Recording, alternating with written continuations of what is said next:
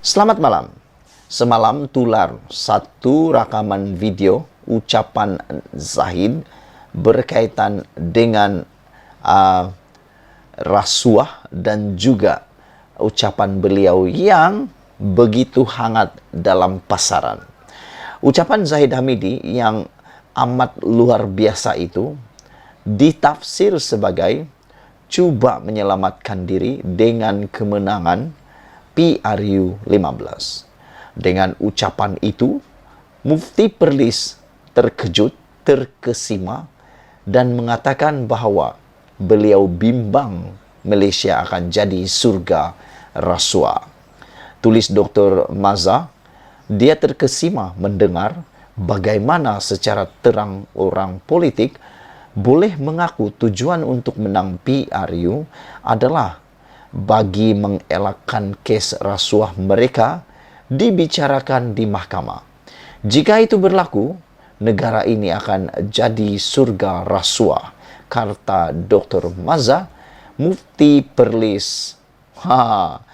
Jadi saudara-saudara, aku rasa kamu sudah pun menonton video yang tular itu. Selepas tular kenyataan Datuk Seri Ahmad Zahid Hamidi semasa perhimpunan MIC baru-baru ini, Mufti Perlis melahirkan kebimbangan jika selepas ini negara akan menjadi surga rasuah.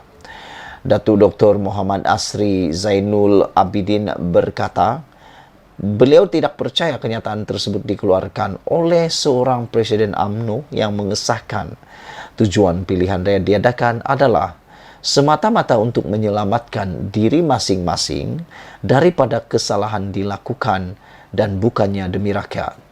Terkesima mendengar bagaimana secara terang orang politik boleh mengaku tujuan untuk menang PRU pilihan raya adalah bagi mengelakkan kes rasuah mereka dibicarakan di mahkamah, katanya dalam ciapan Twitter hari ini.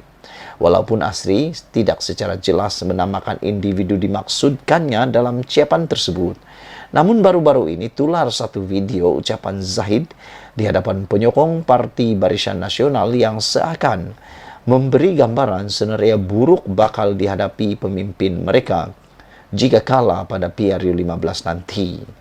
Zahid semasa ucapan tersebut juga berkata, jika BN kalah pada PRU 15, situasi lebih buruk bakal dihadapi berbanding semasa PRU 14 lalu dan tidak menolak bakal didakwa di mahkamah nanti jika kalah pilihan raya.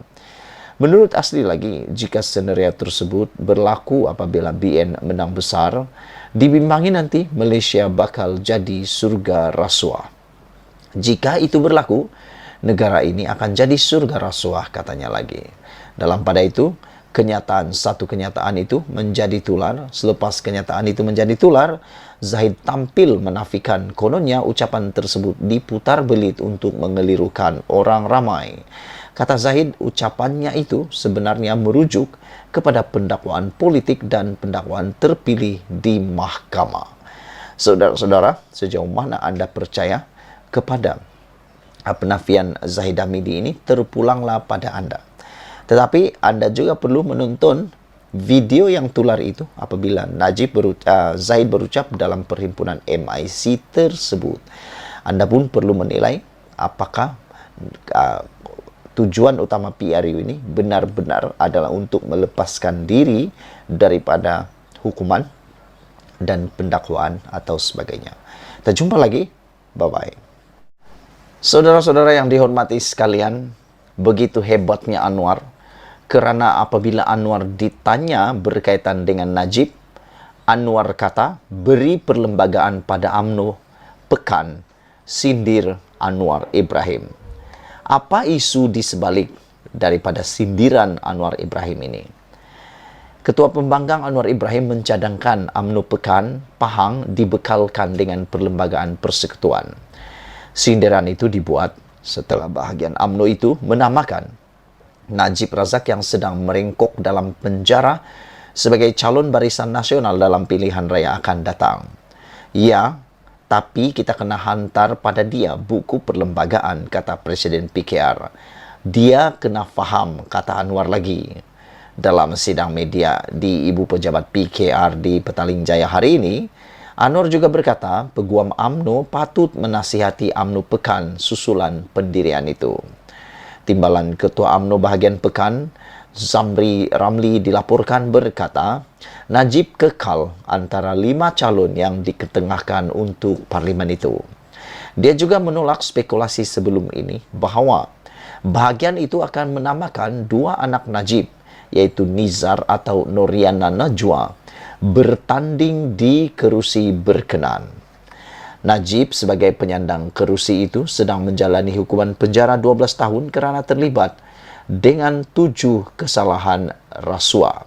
Saudara-saudara yang saya hormati sekalian, nampaknya silih berganti malang menimpa Najib apabila yang disangka akan menjadi keuntungan kepada Najib tidak terjadi. Yang disangka anak-anak Najib boleh dicalonkan bagi meneruskan legasi bapa mereka, akhirnya tidak terjadi. Apabila disahkan, tiada nama anak Najib dihantar sebagai calon di Pekan. UMNO bahagian Pekan mengesahkan tiada nama anak Datuk Seri Najib Tun Razak dihantar untuk dipilih sebagai calon kerusi parlimen pada PRU 15 depan. Timbalan Ketua UMNO bahagian Pekan, Datuk Seri Zamri Ramli mengesahkan daripada 5 nama yang dihantar kepada pusat untuk memilih calon, tiada nama anak bekas Perdana Menteri bergelar banduan tersebut. Tidak ada perancangan meletakkan anak Datuk Seri Najib Tun Razak untuk bertanding di Parlimen Pekan jika beliau tidak layak bertanding, kata mereka. Zamri menjelaskan sebaliknya, kerusi Pekan akan dipulangkan semula kepada Najib selepas mendapat pengampunan. Yang menjadi persoalannya ialah, siapakah calon Barisan Nasional UMNO yang sanggup bertanding dan menang dan sanggup pula mengembalikannya semula kepada Najib Tun Razak. Makna kata, bila dia kalah, dia menang, dia akan letak jawatan dan terpaksa buat PRU atau PRN ataupun pilihan raya kecil semula untuk memilih kalau Najib sudah keluar daripada penjara. Sebaliknya, sesiapa yang bertanding di situ, kata Zamri, akan menyerahkan kembali kerusi Parlimen Pekan kepada Najib selepas mendapat pengampunan. Wow, yakinnya dia Najib boleh dapat pengampunan, kan? Sangat yakin. Zamri bagaimanapun enggan mendedahkan 4 nama selain Najib yang menawarkan diri bertanding di Pekan pada PRU 15 ini. Namun, Zamri memberitahu anak lelaki Najib, Datuk Muhammad Nizar, dicalonkan tetapi di kerusi Dewan Undangan Negeri Dun yang membabikan Chini, Bebar, Parumajaya dan Pulau Manis. Mahkamah Persekutuan pada 23 Ogos lalu mengekalkan hukuman penjara 12 tahun dan denda 210 juta terhadap Najib yang didapati bersalah menyeleweng dana RM42 juta milik SRC Internasional Sendirian Berhad. Sekian dulu, kita jumpa lagi, bye-bye. Saudara-saudara yang dihormati sekalian, dalam keadaan Najib meringkuk di penjara, ada orang tulis, Najib ni sedang berkelah ke, kata mereka. Semua itu timbul apabila ada desas-desus mengatakan, bahkan telah disahkan oleh Ketua Bahagian di Pekan, mengatakan bahawa Najib salah seorang calon yang akan dicalonkan sebagai ahli parlimen ataupun calon dalam PRU 15 pada kali ini. Itulah sebabnya netizen mengatakan mereka ingat Najib itu berkelah ke di tempat penjara itu, sehingga mereka ada keinginan pula mahu mencalonkan Najib sebagai calon PRU 15. Walau bagaimanapun, ada satu rahsia di saat Najib berada dalam penjara, di tengah-tengah Najib hidup sebagai panduan di penjara, ada satu rahsia Najib yang telah dibongkar begitu luar biasa, yaitu akaun bank Najib terlalu sulit, tahap kerahasiaan tinggi, kata saksi, semasa di dalam perbicaraan di mahkamah. Mahkamah Tinggi Kuala Lumpur hari ini diberitahu bahawa akaun semasa peribadi M Islamic Bank Datuk Seri Najib Tun Razak dengan nombor berakhir 694 yang juga dikenali dengan kod M Private Banking MR memiliki tahap kerahsiaan tinggi dan diklasifikasikan sebagai terlalu sulit. Wow, hebatnya. Sampai begitu hebatnya akaun Najib ini kerana terlalu sulit. Walau bagaimanapun, pepatah Melayu kata, setinggi-tinggi tupai melompat, akhirnya jatuh ke tanah juga. Bekas pengurus perhubungan Embeng Cawangan Raja Chulan, Jona Yu Ping berkata demikian ketika memberi keterangan sebagai saksi pendakwaan dalam perbicaraan bekas Presiden UMNO yang juga bekas Perdana Menteri berhubung kes dana 1MDB. Najib, 69 tahun, menghadapi 4 tuduhan menggunakan kedudukannya mendapatkan suapan berjumlah RM2.3 bilion daripada dana 1MDB dan 21 pertuduhan penggubuhan wang haram membabitkan jumlah sama. Dalam keterangannya, Joanna Yu berkata, itu bermakna bukan mudah untuk mendedahkan nama Najib kepada orang lain atau kepada sesiapa sahaja yang mempunyai akses sistem akaun di cawangan berkenaan. Memetik BH, saksi ke-41 pendakwaan itu berkata, beliau bertanya kepada bahagian operasi M-Bank sama ada pelanggan boleh mempunyai akaun dengan 2 nama untuk memasukkan kod nama dan diberitahu bahawa tiada masalah untuk berbuat demikian kerana ia adalah akaun berasaskan projek korporat yang dirujuk dengan nama projek mereka. Saya ingin menyatakan di sini bahawa dalam semua urusan saya dengan pelanggan persendirian, ini adalah kali pertama akaun individu menggunakan kod nama. Biasanya kod nama diberikan kepada akaun projek korporat tertentu. Berhubung cadangan menggunakan kod nama bagi akaun itu, saya masih ingat bahawa ini adalah permintaan dan cadangan Jolo, ahli perniagaan dalam buruan, iaitu Leo Teok Jo, dan dia juga meminta akaun ini diklasifikasikan sebagai terlalu sulit. Saya tidak ingat siapa yang memberikan kod M Private Banking MR. Saya hanya tahu bahawa terdapat perbincangan untuk menggunakan kod nama bertujuan melindungi maklumat dan memelihara sensitiviti akaun, katanya. Joanna berkata beliau dimaklumkan oleh Chia Tek Kuang yang ketika itu pengarah urusan kumpulan Ambeng bahawa perkara berkenaan sudah dimaklumkan kepada Gubernur Bank Negara Malaysia Tan Sri Zeti Akhtar Aziz.